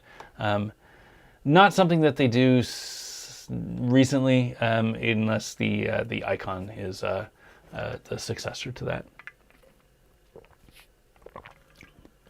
Diabolus BR. Out of all the skates you've used, which ones do you think would be supportive for 100mm wizard skating, including perhaps the carbon ones?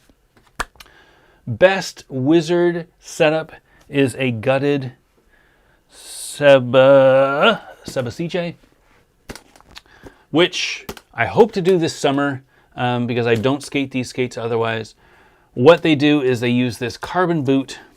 They gut the inside. They put a more responsive Intuition liner in there, and then they rock the wizard frames directly on the carbon, no sole plates. It's a really nice responsive ride. Feels really low because it is just the carbon separating you from the wheels. Very, very good ride. This would be the recommendation if you can find them. If you can't find these, I've heard really good things about the Adapt Brutale with the wizard sole plates. So they make a Brutale that instead of using this big grinding sole plate, it's a very small sole plate. It's a thinner sole plate, I think, and it's not as far extended, especially in the heel. This heel in the negative area, this thing can clip pretty easily. They make them very small, custom fit for the boot, and they feel really great. So I've heard. I haven't skated them yet. But I think this would be my second guess. If you weren't skating the Seba CJs, couldn't find them, the Adapt Wizard would probably be my second guess. They're probably around $500 boot only. I think the CJs are around $400 boot only. So it's not going to be the cheapest skate, but it might be a really great option for you. All right, is that it? Scrolling. Lee White, are you going to have any hidden pictures on the standard skates like the old K2s had? I'm not going to reveal my secrets, but we have a lot of ideas for making the skates fun for people after they purchase them. I'll tell you that. Diabolus BR again. Out of all the... Oh, you already asked that. Districts, what are your thoughts on the Superleggera? Superleggera being the fully custom, carbon, crazy, adapt, super expensive skates. I am of the opinion that for big wheel skating, go for it. Oh, go have fun. I fall too much to justify spending that much on a pair of skates that can get damaged if I fall. I've seen adapts after people fall going downhill and they're just destroyed. And that's fine if it's a $400 boot, $500 boot. If it's a $1,000 boot, that's crazy. If there's no skin on the outside, that's even crazier. I worry a lot about that. And the way that I skate, not to say that I push things hard, but I fall down a lot. And I don't want to put, a very expensive boot in harm's way because I'm not a great skater. I'm not a very controlled skater. Conceptually, though, I think it's amazing that they're out there. We're at a really interesting time in the industry where there are so many different options for skaters. If you had wide feet, if you had narrow feet, if you had long feet, if you had, feet that needed more support, less support, want more flex, more cushion, you can go out there and find a boot that will fit all of those little criteria. That is an amazing time to be in skating. When we grew up, it was, here's the skate that you got. And there were maybe 3 of them and they all looked the same. Then they started getting wilder, but they didn't change all that much. We're at a really amazing time right now where a $1,200 boot, like the Superleggera, I think they're $1,200, like the Superleggera can exist and people can make them. And I've seen some custom ones that look amazing. Absolutely love that. Go on and do it. It's not for me, but I appreciate that they're out there. Zach Markham. All right, last question, Zach. I got Sway 57s. Good choice. White Rossi street frames with from 59 wheels. And copper undercover copper mega frames, ground control mega frames, not UC mega frames, with 64 millimeter Jared Banning wheels. Sounds like 2 good setups. So get those mega frames with the 64s and go out there and just have fun. Go find yourself a bowl or something and just carve around, go fast. Make sure you wear that helmet. But that sounds like a really great way, especially if you're trying to kick a funk or something. Don't even think about grinds. Just go out there and have fun skating. Do some airs, do some carving, skate backwards up bowls, try to carve around bowls. That sounds like a lot of fun for me, especially with those 64 millimeter wheels. I think you're going to have a really good time with that. So I hope you can get out this week, if not this weekend. And report back in a couple of weeks. All right, I think I am done. So it's at 11 o'clock, perfect 2 hours. I want to thank everybody for joining me tonight. As always, Helmet Initiative, if you need a helmet, we give away 1 helmet for every episode of Gear Talk. Thanks to my friends over to the helmetinitiative.org for helping us with our giveaway. Backtoblading.com/helmet if you want to sign up to win a helmet.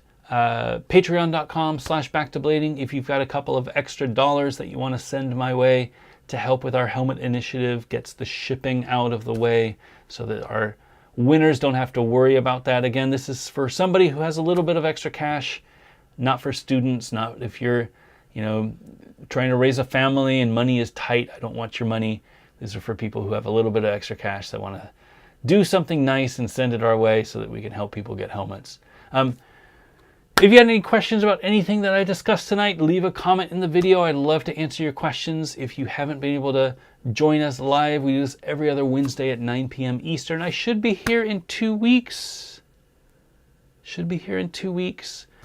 Next week was 2 weeks. Is that July 4th? Might not be here in 2 weeks. Maybe I'll be here in 2 weeks. July 4th on a Tuesday or a Wednesday. I don't remember. If it's July 4th, that is Independence Day, and we will be out of town. So we'll be here the following week. If it's not July 4th, then I will see you in 2 weeks.